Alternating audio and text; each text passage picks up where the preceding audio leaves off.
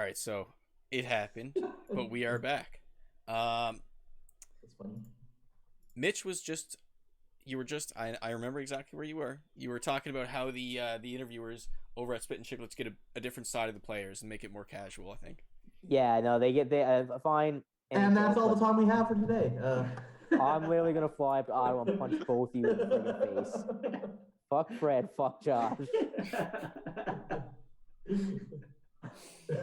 No, I was just saying how it's been Chicklets crowd. They get them just on a more personal friend level, and they break the barriers down. 'Cause NHL players are brutal for being like the most stereotypical interviews and clean cut kind of deal. Don't cross the line. Yeah. But I mean, you get a side of the guys that and telling stories and some locker room stories that you won't hear anywhere else because the guys are just they're comfortable telling it there because they know that's the style of the podcast and that they're not going to get really chastised for telling the stories because they are what they are. And, exactly. It's former players too, right? yeah, but besides that, I mean, most of my other sports feed or sports info is honestly just Twitter. And you follow enough counts, you get like different reporters who are specifically assigned to different teams, and so you get inside stuff there. And some reporters obviously probably annoy the crap out of you more than others. So, but you figure out who you like and who puts the information across consistently enough that between hockey, NBA, and football, I mean, you get enough there. It's pretty good. So with me, my kind of go-to podcast is No Dunks, formerly the Starters, formerly the Basketball Jones. Those guys, there's three Canadians, one Australian, and let's see, and one guy from Chicago. They've been doing it forever. They used to be on The Score. Then in the second rendition, they were on NBA TV, and now they're with The Athletic. Really, really casual, like really well informed guys because they've been covering the sport for so long. But they keep it really conversational. It's easy just to jump in and like have fun watching one of their podcasts. I've shared with the guys a couple of times. One of the things they do is they call rebounds big beef or roast beef. So just little foolish things like that. I will say too, I do enjoy I enjoy my snobby sports writing every now and then as well. So I'll say I like Kelly Iko. He pretty much covers the Rockets all the time. I like reading his stuff and a lot of stuff on the Athletic because you can kind of cater what you do and what you don't want. There's a lot of selection there actually. Like the Athletic's pretty good for that. Yeah. But it's funny you said that like that podcast, like the Steve Dangle was just picked up on the Athletic too. So Oh really? Oh nice, I didn't know that. They're scooping up everything right now, like that they can get that's like just, a bit more fun. Like it's pretty good. Yeah. I find the Athletic to be actually probably the most reputable, like I guess the most professional and the smoothest writers, I guess you can say, the guys that have the best reputation. The guys that aren't too, they know their stuff and they speak very well about it. Yeah. And you can get nice profile pieces and like really good stuff. Yeah. That's what I like about the Athletic. And you do have to drop a little bit of coin, but but I mean, it's actually pretty inexpensive, all things considered. Like, absolutely. Just to have it, like. Yeah, absolutely. Let's start going through some topics just little brief topics that we didn't cover or little notes. Did anyone see the play? Lou Dort of the OKC Thunder on was that LeBron? That was LeBron. So Canadian boy. There's 2 or 3 Canadians on OKC at this point, so pretty cool. Tyrell, what are your thoughts on that play? I thought it was cool as hell. I loved it.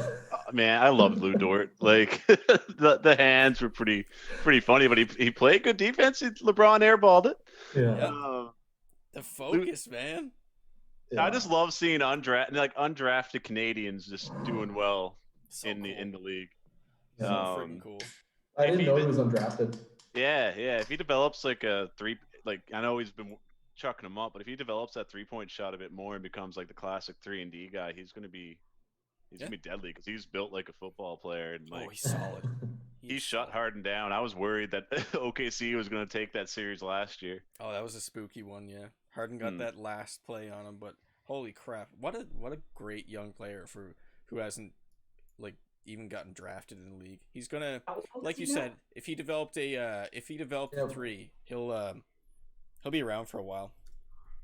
Are you saying Fred? How old is he now? Lou Dort is 21 years old. Yeah. Oh, Yeah, jeez. Yeah, and his defense is like he's really good. Honestly, he just plays hard every night. He'll get you 5 boards and like 5 steals sometimes. Like Yeah. he's crazy. It's so cool to see young guys just like put an effort in on the defensive end. Like it's sought after, man. It's underrated too. Of course, you'll always get the high draft picks being gifted athletic players or guys that win championships, but it's nice to see the undrafted guys. One funny thing I saw was they referred to it as the Dorture chamber. Oh God. Especially when it's that sort of brand of defense where it's just like do whatever you can to distract the player. like I've never seen someone's hands move so fast. But in front of honestly, LeBron's face. regarding that play, I don't understand why guys don't do it more. It's got to be the most distracting thing in the world for Exactly. a shooter. Like, Yeah, well, guys got to be so used to at this point the guys just going up in their face, one hand up.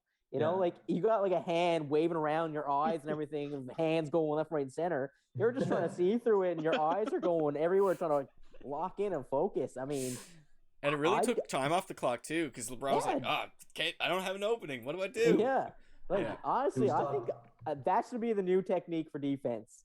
Yeah, I think it will be. Put a hand in their face, but shake it. All coaches should use that tape as reference from now on when doing defense. All coaches, make sure your defenders put your Jazz hands. opponent in the torture chamber. They should have called it Sean Avery, eh, Josh? Yeah, exactly. With the stick over the goalie's face. Oh my God. He's not even trying to tip it in. He literally just turned around and looked at Berger and just waved the stick in his face.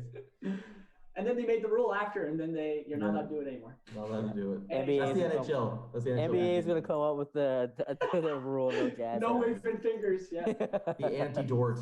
Yeah. The Dort rule. Yeah. Dort rule. There was rumors started basically, I don't know, a couple hours ago. Andre Drummond might be moved to the Raptors. Did any of you guys hear that? Yeah, I saw that. Tyrell, would you trade Norman Powell for Andre Drummond? I would. Yeah, I think so. Like honestly, does the Raptors have a big man right now that can perform at all? Not really. No. Center? No. I don't know. I don't think they do. They got Siakam, doing his spin moves and all that, but They're not a legit big man. They don't. No. They lost Gasol. They lost Gasol. They lost Ibaka. They don't have anyone that. What position does Boucher play? You can play power forward center. Honestly, I don't know why they're not giving him a bit more playing time. I know there's, they really want him. He should be a starter. Like he's playing like putting up starters numbers, but I still think he's coming off the bench. So okay. I hope they're not like thinking about giving up him for Drummond, but I don't know. I don't even know what the deal would be. Like, was there any indication on what the deal would be? Nothing yet. No, it's just rumors so far. But